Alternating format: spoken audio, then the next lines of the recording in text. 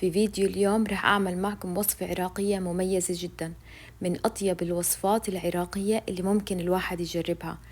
أنا أدمنت عليها، بنصحكم تجربوها. خليكم لآخر الفيديو لتشوفوا الطريقة بالتفصيل.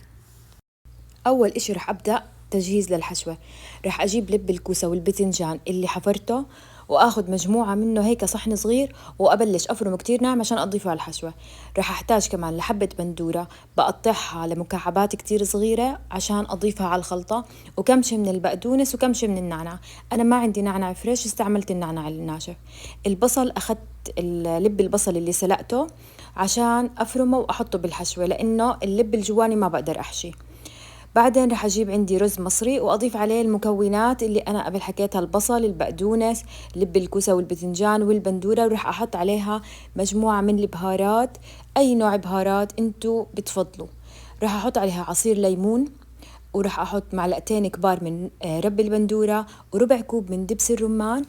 بضيف عليهم نص كوب من الزيت النباتي، وكوب من اللحم الخشنة المفرومة، وملح وفلفل أسود. طبعا كل هاي المقادير حسب الكمية اللي عندكم. رح أحكي لكم شغلة للبصل. عشان أسلق البصل بعمل فيه خط من النص من هاي الطريقة، وبسلقه تقريبا ربع ساعة تلت ساعة على الغاز. بعدين هو بفك لحاله وبطلع منه شرحات البصل اللي رح ألفها بهاي الطريقة. طبعا بحط فيه كمية منيحة من من الحشوة اللي عندي، وبلفها بطريقة إنها تكون ماسكة وبتكون هيك عندي جاهزة. وبكمل حشوة باقي المحاشي اللي عندي بالطريقة العادية. بالنسبة للمحاشي اللي أنا استعملتها هون بالطبخة، بإمكانكم تستعملوا أي نوع محاشي بتفضلوا. أنا استعملت ورق العنب وورق الملفوف، واستعملت الكوسة والبتنجان والبصل. في ناس بيضيف عليها بندورة بحفرها وبحشيها، والفليفلة الخضراء، الفلفل الحلو.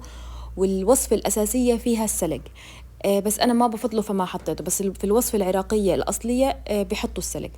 بعد ما أخلص المحاشي بجهز الطنجرة، وبجيب معلقة سمنة كبيرة وبدهن فيها آخر الطنجرة والجوانب. بعدين بصف فيها الريش. طبعا هي طيبة بالريش لأنه الريش بتكون مدهنة، بتعطيها دسامة كتير زاكية للطبخة. بعدين راح أحط فيها البصل المحشي أول طبقة عشان أحشره بين شرحات اللحمة عشان ما يفتح عندي. بعدين راح أضيف عليها الكوسة والبتنجان وورق العنب، وآخر إشي راح أحط عليها أغطيها بطبقة من الدوالي.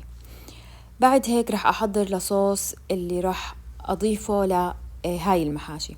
راح أحتاج 3 حبات من عصير الليمون.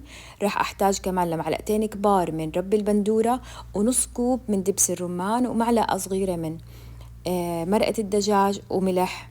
طبعا دبس الرمان بإمكانكم تكتلوا وتقللوا الكمية انتم حسب ما بتحبوا. أنا على هاي الكمية اللي عندي حطيت نص كوب من دبس الرمان، بعطيه نكهة رهيبة.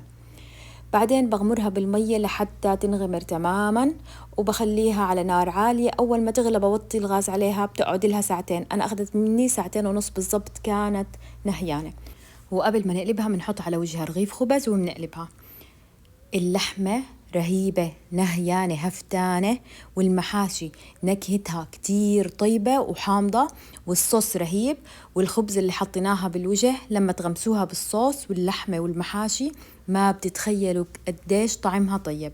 وصفة طيبة لازم تجربوها، وعليكم بألف عافية.